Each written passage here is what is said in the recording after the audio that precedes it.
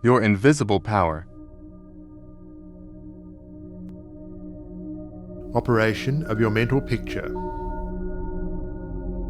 The operation of a large telephone system may be used as a simile. The main or head central subdivides itself into many branch centrals, every branch being in direct connection with its source, and each individual branch recognizing the source of its existence, reports all things to its central head. Therefore, when assistance of any nature is required, new supplies, difficult repairs to be done, or whatnot, the branch in need goes at once to its central head.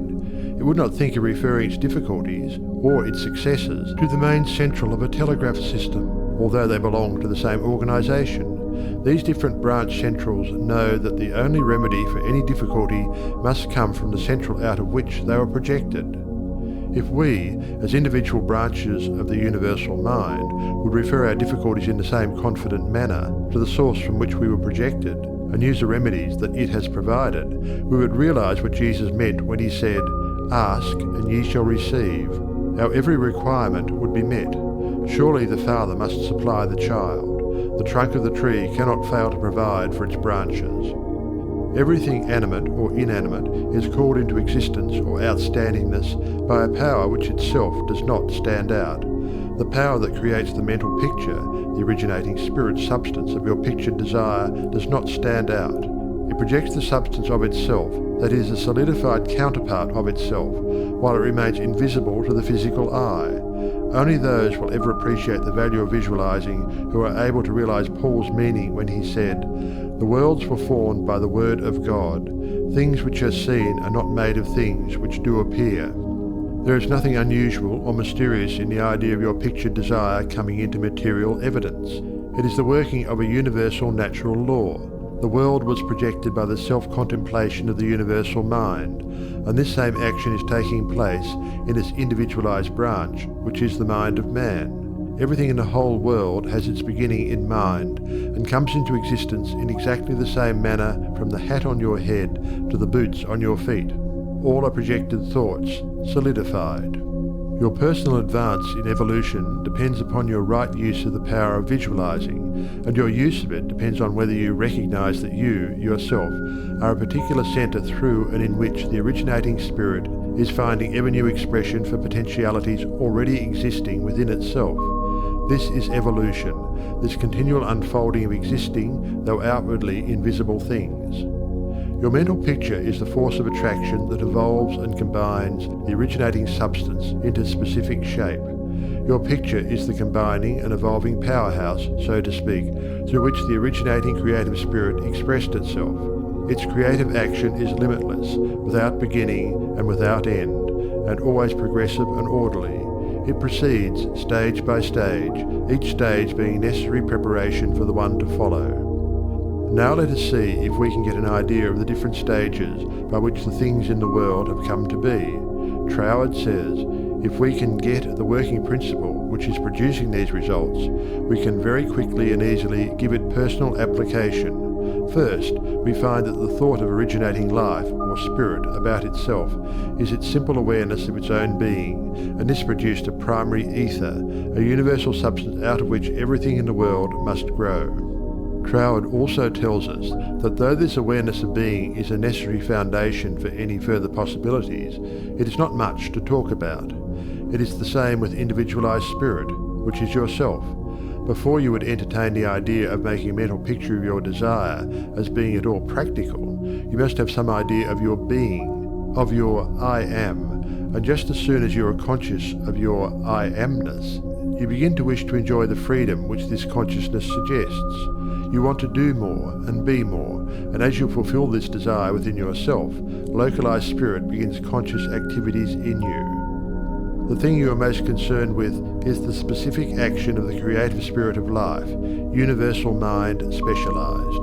The localized God germ in you is your personality, your individuality, and since the joy of absolute freedom is the inherent nature of this God germ, it is natural that it should endeavor to enjoy itself through its specific center. And as you grow in the comprehension that your being, your individuality, is God particularizing himself, you naturally develop divine tendencies. You want to enjoy life and liberty.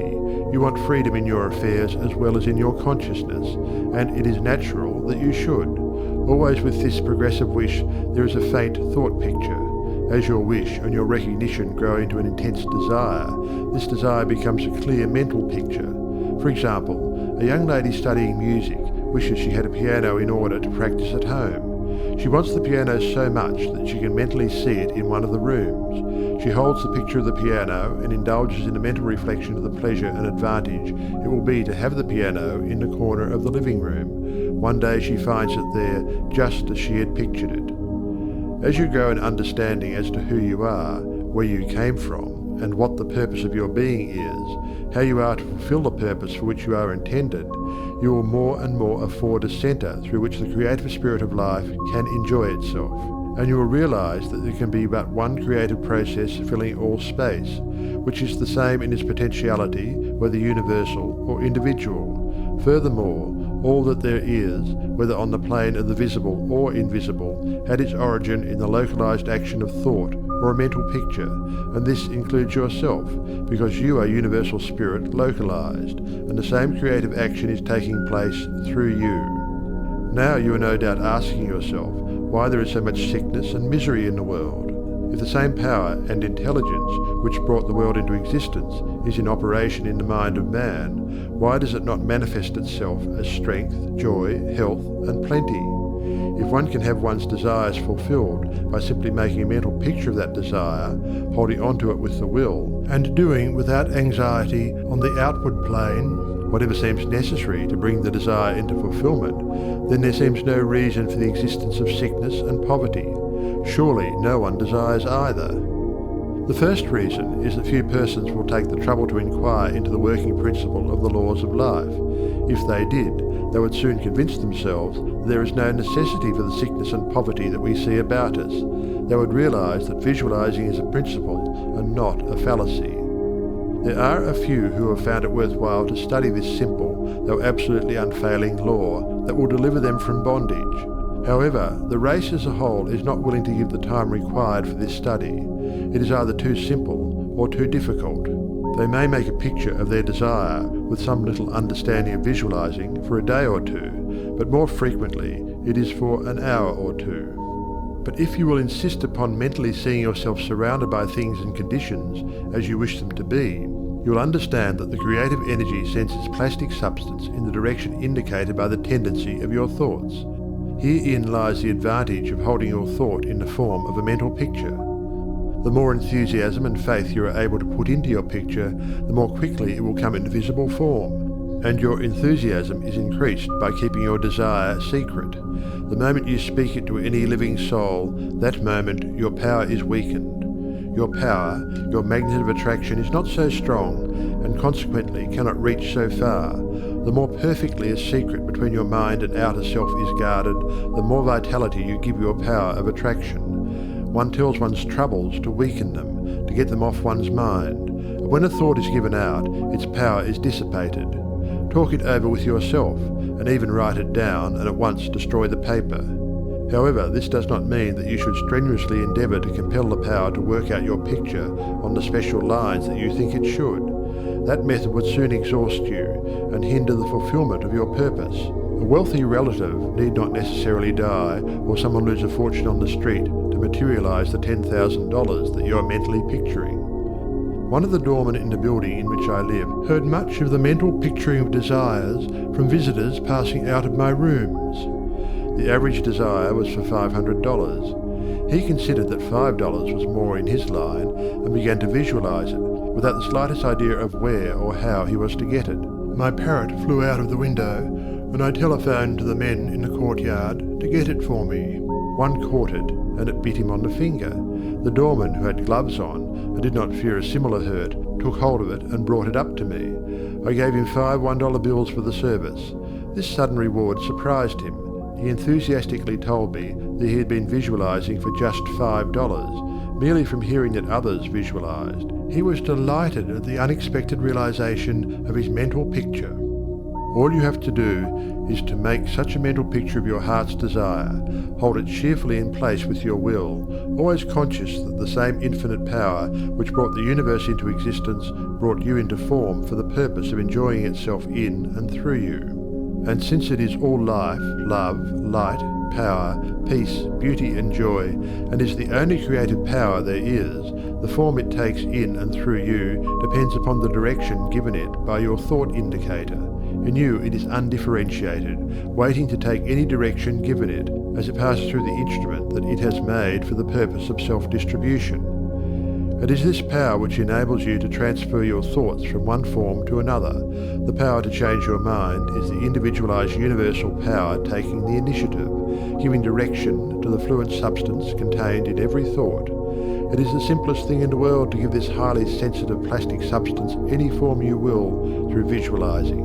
Anyone can do it with a small expenditure of effort. Once you really believe that your mind is a center through which the plastic substance of all there is in your world takes involuntary form, the only reason why your picture does not always materialize is because you have introduced something antagonistic to the fundamental principle. Very often this destructive element is caused by the frequency with which you change your pictures.